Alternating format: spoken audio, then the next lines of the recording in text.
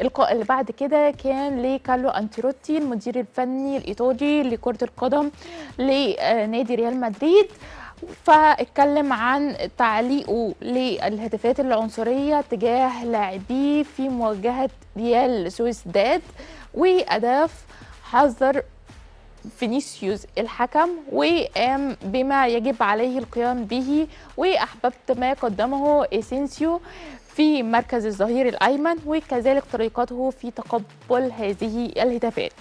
اللقاء اللي بعد كده كان لتعليق رئيس رابطة الدوري الإسباني خابير تيباس على قضية تسجيل داني أولمو في قائمة نادي برشلونة حتى نهاية الموسم الحالي بقرار من المجلس الأعلى للرياضة.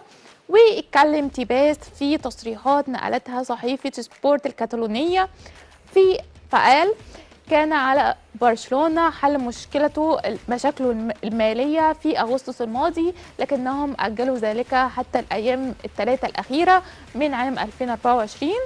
لذلك رفضنا تسجيل أولمو ولجأوا إلى المجلس الأعلى للرياضة وحل كل شيء، ولكن لا يجب أن ينهي اللاعب الدوري مع برشلونة. التصريح اللي بعد كده تيباس يهاجم ريال مدريد ويقول نادي كثير البكاء، وأشاد لاعب الفريق الأول لكرة القدم بنادي مانشستر سيتي نونيز بقدرات عمر مرموش الوافد الجديد إلى النادي الإنجليزي في فترة الانتقالات الشتوية الماضية.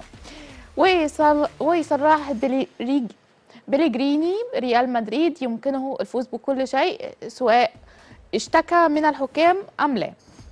وصرح نيمار فقال جوارديولا زارني في منتصف الليل لإقناعي بالرحيل، علمت ميسي تنفيذ ركلات الجزاء. وعلل شيرر محمد صلاح أيقونة الدوري الإنجليزي ورحيله ضربة لليفربول.